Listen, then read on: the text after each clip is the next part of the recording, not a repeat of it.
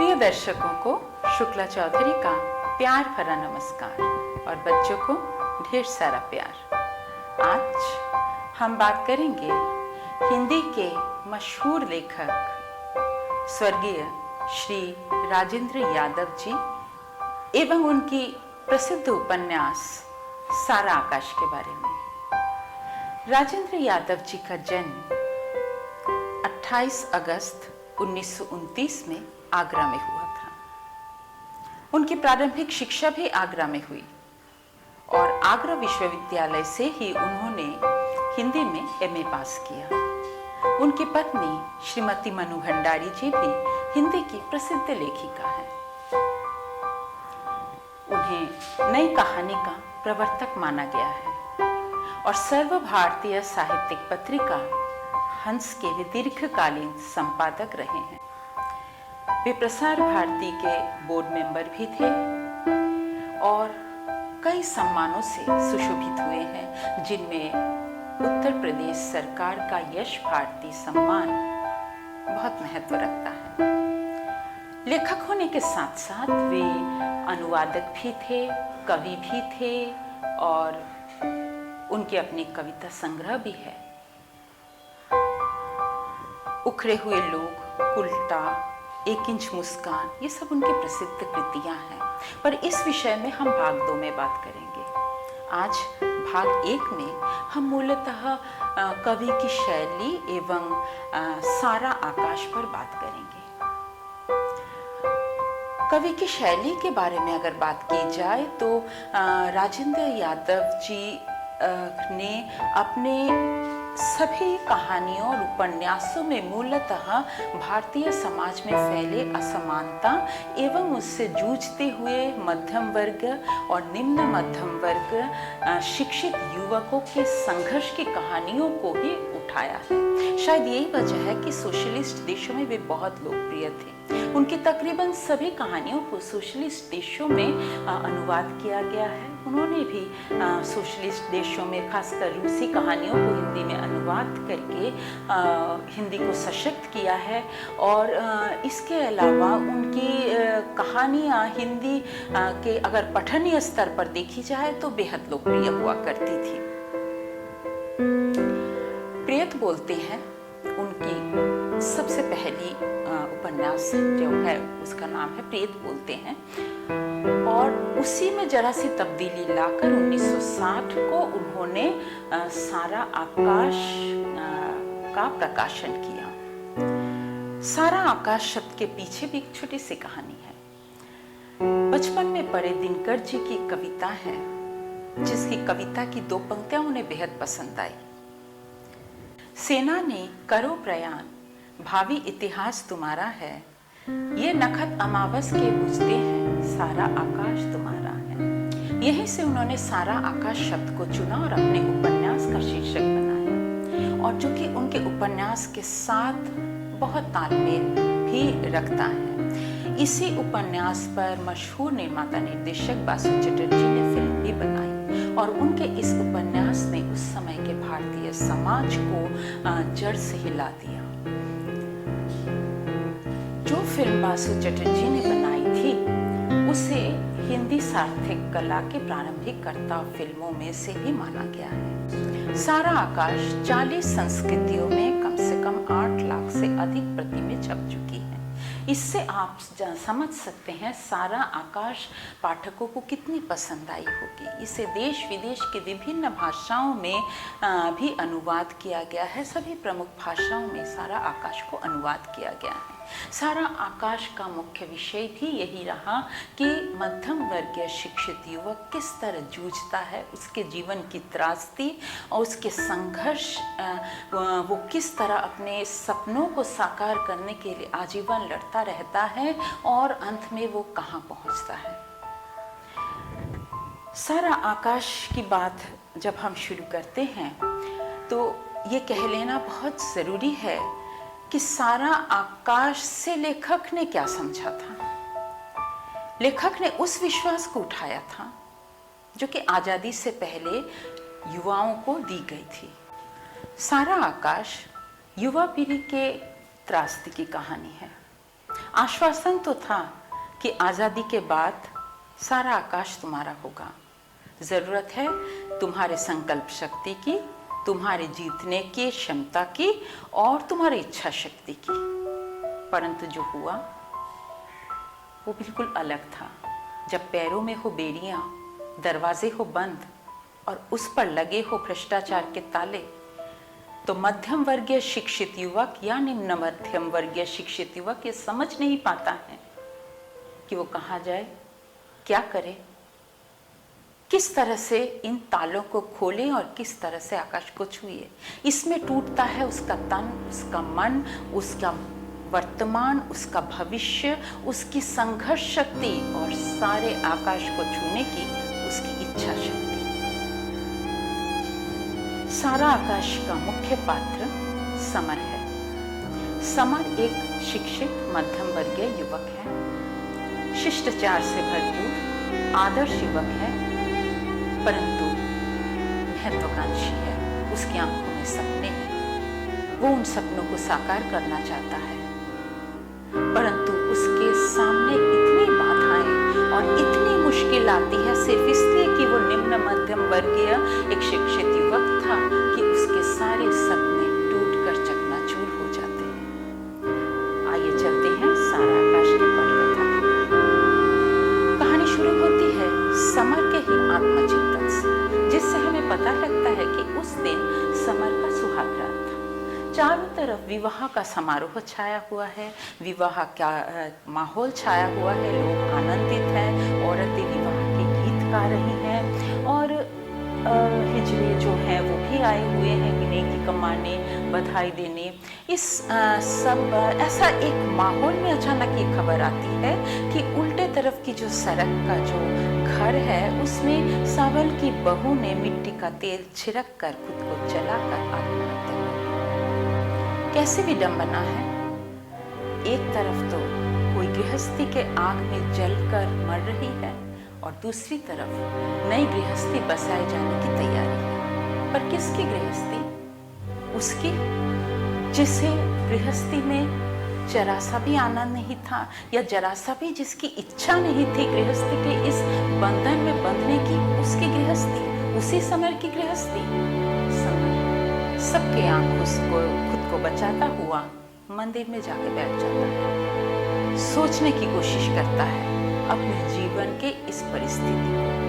एक तरफ तो उसके माता पिता के सपने हैं जो चाहते हैं कि अपने पुत्र की शादी कर दी जाए, जिसके बदले में वो दहेज आए और उस दहेज का जुगाड़ करके वो अपने उस बेटी को उसी घर में दोबारा भेजे जहां से अत्याचारित और पीड़ित होकर वो लौट आई थी, वो भाग आई थी। दूसरी तरफ समर का अपना सपना है जिसमें कि वो पढ़ लिख कर बहुत बड़ा बनना चाहता है, एक ऊंचे ओहदे तक पहुंचना चाहता है, सारा आकाश का एक मुट्ठी अपने हाथ में भरना चाहता है। पर अब शादी तो हो चुकी। वह सोचता है कैसा बोझिल प्रारंभ है जीवन का। एक तरफ इंटर पास करके सारा आकाश छूना चाहता था, दूसरी तरफ उसका परिवार उसके पैरों में बेड़ियां डालना चाहता था। क्या करे, भाग जाए? लेकिन तभी उसे अपने परिवार की याद आती है। उसके संयुक्त परिवार में उसके माता पिता हैं, भाई भाभी हैं, 2 छोटे भाई हैं जो पढ़ रहे हैं, बहन है जो ससुराल से प्रताड़ित होकर अत्याचारित होकर यहीं आके रह रही है, भाई सामान्य रोजगार करता है जिसके लिए वो सुबह से रात तक खिसता रहता है। उसकी जिम्मेदारियां उसके पैर रोक लेते हैं। अक्सर मध्यम वर्ग के युवक के साथ यही होता है। वो चाहकर भी वो नहीं कर सकता क्योंकि उसकी जिम्मेदारियां उसके पैरों में बेड़ियों की तरह पड़ी रहती। और अब ये नई जिम्मेदारी प्रभा वो लड़की है जिसे उसके गले बांध दी गई है। जाने कैसी है? लोग कहते हैं शिक्षित है, सुंदर है, 10वीं पास है। वो सोच लेता है कि जब प्रभा शिक्षित है तो उसे अपनी तरह समझाएगा कि शिक्षा उसके लिए कितनी जरूरी है। पर उसका सोचा कुछ भी नहीं होता। हल्का सा धक्का देकर भाभी ने जब किवाड़ बंद कर दिया तो प्रभा जंगले में सिर रखकर खड़ी थी। पता नहीं चलता वो सो रही थी या इंतजार करते करते थक चुकी थी। पर ऐसा नहीं लगता कि समर के कमरे में प्रवेश करने से वो जरा सा भी विचलित हुई हो या उसे जरा सा भी इस बात का ध्यान हो। यहाँ मैं एक गलतफहमी दूर कर दूं। ऐसा नहीं कि प्रभा घमंडी थी या बहुत उसे अपने शिक्षित होने पर बहुत गर्व था या वो शिष्टाचार नहीं जानती थी, पर प्रभा शिक्षित थी। ये वो उस दौर की लड़की थी जब लड़कियां धीरे धीरे शिक्षित हो रही थी और अपने पति से वो शिक्षित होने के कारण ही शायद अपने पति से सम्मान की अपेक्षा रखती थी, उपेक्षा की नहीं। इसलिए प्रभा ने न तो उसके सामने आके उसे नमस्कार किया और ना ही उसके चरण छुए। पर उस समय का युवक समर यह नहीं समझ सका। औरत के छोटे छोटे भावों को हर वक्त शायद पुरुष समझ नहीं पाता है। समर भी नहीं समझ पाया। समर ने सोचा कि उसका परिवार अनपढ़ है और प्रभा 10वीं पास है, शायद इसी का उसे बहुत गर्व है। शायद वो सोच रही होगी कि समर उसे हाथ पकड़कर लाकर बिस्तर पर बिठाएगा, पर वो ऐसा हरगिज नहीं करेगा। उसका पौरुष बोल उठा। वो थोड़ी देर चुपचाप वहां बैठा रहा, पर प्रभा सामने नहीं आई। ये कैसा अशिष्ट व्यवहार है। गुस्से के मारे समर दंदनाता हुआ दरवाजा खोलकर निकल जाता है कमरे से, ये सोचकर कि शायद प्रभा उसे मनाने के लिए उसके पीछे आए, पर प्रभा नहीं जाती। इस तरह से समर और प्रभा का रिश्ता पहले ही रात से गलतफहमी के दलदल में जो धंसता है तो धंसता ही चला जाता है। वन में लगी आग की तरह अगले दिन सुबह ये बात फैल जाती है कि प्रभा ने और समर ने एक दूसरे से बात नहीं की। लोग तरह तरह के सवाल पूछते हैं। चारों तरफ अंधेरे घिर जाते हैं और अंधेरा घना से घना होता जाता है। समर सोचता है, क्या लोग प्रभा से भी ऐसे सवाल पूछ रहे होंगे? प्रभा क्या जवाब दे रही होगी? पर कहीं से भी, किसी से भी उसे कोई बात, कोई शिकायत प्रभा के बारे में सुनाई नहीं देती। खैर, विवाह का नियम चल रहा था। सुहागरात खत्म हो चुकी थी अपने सारे कहानी के साथ। विवाह के नियम चालू थे। उसे एक पुरुष और स्त्री जिनके बीच विवाह हुआ था उससे कोई मतलब नहीं था। विवाह के नियम के अनुसार अगले दिन समर को प्रभा के हाथ का बना खाना खाना था। उसने प्रभा के हाथ को देखा जो थोड़े से कांप रहे थे। 2 उंगलियों में तो सोने की अंगूठी थी, हाथ में कांच की चूड़ियों के बीच एक सोने की चूड़ी थी। काले रेशमी फीते से बंधे एक रिस्ट वॉच थी। समर को लगा शायद पढ़ी लिखी होने के लिए थोड़ी घमंडी है। समर ने सोच लिया कभी भी इसके घमंड को वो सिर नहीं चढ़ने देगा। खैर, एक कौर डालते ही वो भागा उल्टी करने को। पूरा का पूरा दोष प्रभा के सिर पर डाल दिया गया और भाभी ने तो उसे खूब डांटा कि क्या खाना बनाया है जिसे एक कौर डालते ही समर भागता है उल्टी करने को। बाद में समर को पता चलता है मुन्नी से कि भाभी ने जानबूझकर एक मुट्ठी नमक खाने में डाल दिया था। समर को बहुत बुरा लगता है, पर अब क्या किया जा सकता था। बुरा लगने के बाद भी वो प्रभा के प्रति अपनी उपेक्षा का जो व्यवहार है वो जारी रखता है, क्योंकि उसे किसी भी हालत में प्रभा को और अपने शिक्षा को एक नहीं करना था। प्रभा को अपने जीवन से अलग रखना था। प्रभा को नहीं पता था उसका क्या दोष था, पर उसे दोष की हर उसे सजा भुगतनी पड़ रही थी। विवाह में समर के जिद के वजह से कोई सौदा नहीं किया जा सका था और अब धीरे धीरे विवाह के सारे दिखावे खत्म हो रहे थे और कठोर यथार्थ सामने आ रहा था। परिवार में सबसे अधिक दुखी मुन्नी थी। 16-17 के आयु के उम्र में उसकी पढ़ाई छुड़वा दी जाती है और उसे ससुराल भेज दिया जाता है। वहाँ अत्याचारित पीड़ित होकर वो दोबारा अपने मैके आ जाती है और उसका पति दूसरी शादी कर लेता है। यहाँ पर लेखक ने यह दिखाने की कोशिश की है कि उस समय उस जमाने में लड़कियों की स्थिति कैसे हुआ करती थी। एक तरफ मुन्नी थी जिसकी पढ़ाई छुड़वाकर ससुराल तो भेज दिया जाता है, परंतु जिसके जिंदा रहते ही उसका पति दूसरी शादी कर लेता है और उसे मार पीट के वापस मैके भेज देता है। दूसरी तरफ प्रभा थी जिसका पति तो जिंदा था, परंतु वो इतनी तिरस्कृत और इतनी अपमानित जिंदगी जी रही थी अपने ससुराल में कि जिसकी कोई तुलना नहीं किया जा सकता है। जाने वो कब सुबह उठती, सारा दिन काम करती और जाने कब वो सारा काम खत्म करके रात को सोने जाती। जिसका पति ही उसके प्रति लापरवाही हो तो घर वाले तो उसे के साथ नौकरों जैसा सलूक करेंगे ही। इधर समीर भी कश्मकश में लगा हुआ था कि अपने पढ़ाई के फीस, अपने कॉलेज के फीस का जुगाड़ कैसे करे, किससे मांगे। वो परिवार के हालात से अच्छी तरह वाकिफ था, पर उसे इस बात की खुशी थी कि प्रभा ने उसकी शिकायत किसी से की नहीं थी। इसी बीच भाभी के घर पुत्री का जन्म होते ही सारा का सारा घर के काम का बोझ प्रभा पर आ गिरता है, क्योंकि मुन्नी को तो पहले ही उसी ससुराल में वापस भेज दिया गया जहां से वो अत्याचारित और पीड़ित होकर आई थी, क्योंकि उसके ससुराल वाले अपने स्वार्थवश उसे मांगने आए थे। हालांकि वो जाना नहीं चाहती थी, परंतु जबरदस्ती उसे भेज दिया गया।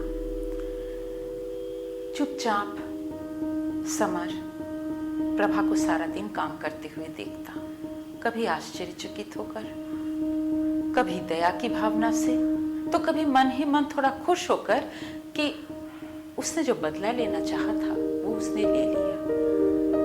वो पूरे ध्यान केंद्रित करना चाहता था अपनी पढ़ाई पर, क्योंकि उसे पढ़ लिख कर बड़ा होना था। परंतु कोई भी चीज संसार की ऐसी नहीं घट रही थी जो उसके पढ़ाई को बढ़ावा दे। ऐसे में उसका दोस्त दिवाकर ही उसका एकमात्र सहारा था। दिवाकर का परिवार न सिर्फ आर्थिक रूप से समर के परिवार से बेहतर था, बल्कि शिक्षित भी अधिक था। वो अक्सर दिवाकर के घर चला जाता और वहीं जाकर अपनी पढ़ाई करता। दिवाकर के घर में भी एक ऐसी छोटी घटना घटती है जिसके माध्यम से लेखक ये दिखाते हैं कि उन दिनों न सिर्फ गरीब घर की लड़कियों की हालत खराब थी, बल्कि अमीर घर की लड़कियों की हालात भी कुछ अच्छे नहीं थे। दिवाकर के एक अमीर रिश्तेदार थे, गिरीश भाई, जिन्होंने बड़े धूमधाम से और बहुत दहेज देकर अपनी बहन की शादी करवाई थी। लेकिन उसका पति दूसरी शादी कर लेता है। हर एक की मानसिक स्थिति समान नहीं होती और उसकी बहन का मानसिक संतुलन बिगड़ जाता है। अब गिरीश भाई अपने बहन की मानसिक चिकित्सा करवा रहे थे। इससे पता चलता है कि क्या गरीब क्या अमीर उस समय औरतों के हालात कैसे हुआ करते थे। अभावग्रस्त परिवार में झगड़े चलते ही रहते हैं। प्रभा के और समर के संसार में भी संयुक्त परिवार था, झगड़े चलते ही रहते थे। समर सुबह से रात तक घर में रहता ही नहीं था, सारा अत्याचार प्रभा पर होता था। ऐसे में जब एक दिन वो तनावग्रस्त होकर घर में आता है तो देखता है कि सारा का सारा घर टूट पड़ा है प्रभा के ऊपर। बगैर कुछ सोचे समझे वो भी प्रभा को एक चांटा कस के चला जाता है। हालांकि बाद में उसे इस बात की बहुत ग्लानि होती है, लेकिन उसे इस स्थिति से उभरने का कोई रास्ता चारों तरफ नजर ही नहीं आ रहा था, अंधकार ही अंधकार था। इसी कश्मकश में एक दिन उसकी परीक्षा खत्म हो जाती है। परीक्षा खत्म होने के बाद वो अक्सर दिवाकर के साथ घूमने चला जाता था, जानबूझकर रात को लौटता। परंतु जितने भी रात को वो लौटता वो देखता उसके लिए थोड़ा सा खाना शायद प्रभा ने बचा के रखा है। वो खाता और अपने कमरे में सोने चला जाता। उसे जैसे परिवार की झगड़े झंझटों से कोई मतलब ही नहीं था, ये परिवार उसका था ही नहीं। लेकिन एक रात जब वो लौटता है तो उसे पता चलता है कि उस दिन घर में महाभारत छिड़ा हुआ था, क्योंकि बाबूजी को छत पे बैठ के कोई कुछ काम करे ये पसंद नहीं था और प्रभा छत पर बैठ के दाल बीन रही थी। इस बात को लेकर परिवार में महाभारत छिड़ गया था और इसके आगे समर को कुछ भी जानने की इच्छा ही नहीं थी। क्या करेगा जान के, ये परिवार उसका नहीं था। वो चला जाता है अपने कमरे में सोने के लिए। बीच रात में जब उसकी नींद टूटती है और पानी पीने वो उठता है, छत पे जाता है तो देखता है छत पे ओस गिर रहे हैं और सफेद साड़ी चित्रों में बैठी एक औरत बैठ के रो रही है। पास जाता है, देखता है प्रभा है। इतने महीनों के बर्ताव, इतने महीनों की दूरी, 2 आंसू काफी नहीं थे इस दूरी को मिटाने के लिए। वो पानी पीता है और वापस अपने कमरे में चला जाता है, लेकिन नींद नहीं आती। दोबारा से वो उठकर आता है और अब इस बार वो खुद को रोक नहीं पाता। वो एकदम प्रभा के सामने जाके खड़ा हो जाता है और पूछता है, क्यों रो रही हो छत पे बैठकर? प्रभा को जैसे इसी मुहूर्त का इंतजार था। वो बस इतना ही चाहती थी कि उसका पति उससे पहले उठे। जैसे ही वो बोलता है, प्रभा उससे लिपट कर रोने लगती है और पूछती है कि उसका क्या कसूर है, किस बात की उसे सजा दी जा रही है। अगर वो उसे पसंद नहीं है तो वो उसे मार डाले, कर ले दूसरी शादी। वो कुछ नहीं कहेगी, पर उसे कुछ बताया तो जाए कि उसे किस बात की सजा दी जा रही है। इसी बीच जाने कब समर के आंखों में आंसू आ जाते हैं। उसे समझ आता है कि उस बर्ताव से प्रभा को उसने कितनी मानसिक कष्ट दी जो आज तक उसने सोचा नहीं था। कुछ तो शिकायत के आंसू, कुछ पश्चाताप के आंसू। दोनों के मन के मैल धुलकर पति पत्नी एक हो जाते हैं और इसी के साथ पूर्वार्ध की समाप्त होती है, जो कि एक अभिशप्त स्थान से शुरू हुई थी। शुरू होता है उत्तरार्ध। उत्तरार्ध भले ही सुबह से शुरू हुई हो, परंतु समर का संघर्ष खत्म नहीं होता। हाँ, उसकी मानसिक अशांति कम जरूर होती है, क्योंकि अब वो प्रभा से बातचीत कर सकता था, परंतु अब शुरू होता है शारीरिक संघर्ष। प्रभा और समर जैसे एक ही परिवार में रहकर एक अलग इकाई थे। सारा आकाश को बांधने की दोनों की इच्छा एक थी। प्रभा खुद पढ़ी लिखी थी। वो चाहती थी कि उसका पति भी पढ़ा लिखा हो और कम से कम सारा आकाश का एक मुट्ठी वो अपने आंगन में उतारे। समर भी इसी कोशिश में लगा हुआ था। भाई साहब के कहने पर उसने अपने दोस्त दिवाकर से कहकर एक नौकरी की बात कर रखी थी। उसे वो प्रूफ रीडिंग की नौकरी मिल जाती है, पर नौकरी तो मिल जाती है, परंतु ये शारीरिक संघर्ष जैसे मानसिक संघर्ष से भी अधिक कष्टकर था। उसे सुबह उठना था, उसे काम पे जाना था और वहां से उसे सीधे नौकरी खत्म करके पढ़ाई करने कॉलेज जाना था। पर प्रभा अपने पति के लिए कुछ भी करने को तैयार थी। वो भोर के वक्त उठकर अपने पति को खाना बना देती, जिससे कि उसका पति सारा आकाश का थोड़ा सा अंश उसके लिए ला सके। कहने को तो सारा आकाश ही था आंखों के सामने, पर एक मुट्ठी आकाश को तरस जाता है ये मध्यम वर्गीय दंपत्ति। ऐसे में जब समर काम करने जाता है तो भ्रष्टाचार का क्रूर रूप उसके सामने आता है। काम नहीं कर पाता और नौकरी छोड़ देता है। घर वालों की नजरिया भी बदल जाता है और सीधा उन्हें घर से निकल जाने को कह दिया जाता है। समर को भी ये समझ में आ जाता है कि उस जैसे मध्यम वर्गीय युवक के लिए गुस्सा करने का कोई अर्थ नहीं है। गुस्सा करना अपने पांव कुल्हाड़ी मारने जैसा ही है। वो अगले दिन फिर उसी नौकरी के लिए निकल पड़ता है, क्योंकि इसी नौकरी के सहारे उसने अपने 3rd ईयर पढ़ाई करने का कॉलेज में दाखिला लिया था। और इसी नौकरी के सहारे उसकी पत्नी, उसका परिवार में उसका कुछ भाव जरा था।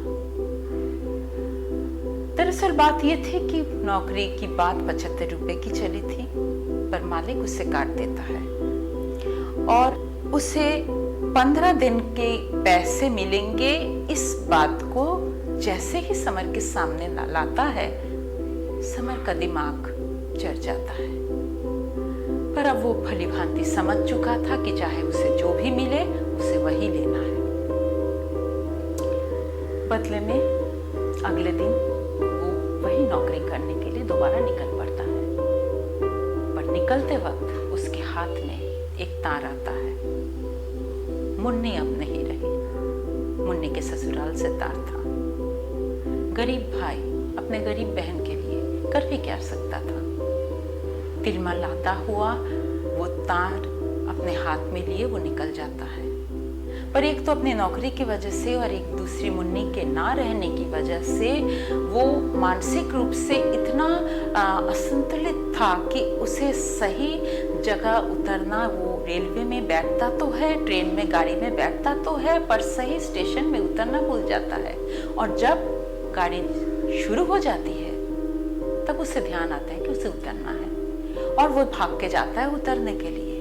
पर सामने पटरी है, पटरी से एक और रेलगाड़ी आती है। उसे वो पटरी दिखती है और वो गाड़ी दिखती है। एक पल को लगता है कि अगर वो इस पटरी पे लेट जाए तो सारी समस्याएं खत्म हो जाए। लेकिन तभी उसे सामने सारा आकाश खुला नजर आता है। क्या वो फिर से संघर्ष करेगा? क्या करेगा वो? पलायन, आत्महत्या या फिर आत्मसमर्पण? ऐसे ही एक उहापोह के हालात में लेखक अपनी कहानी खत्म कर देता है। कैसे विडंबना है। कहने को तो सारा आकाश है उड़ने को, पर जब पैरों में हो बेड़ियां और पंख हो बंधे तो कैसे उड़े कोई, कहां जाए कोई उड़ने को। और इसी के साथ भाग 1 की समाप्ति। मिलते हैं भाग 2 में, जिसमें आप सुनेंगे समीक्षा एवं पात्र परिचय। धन्यवाद।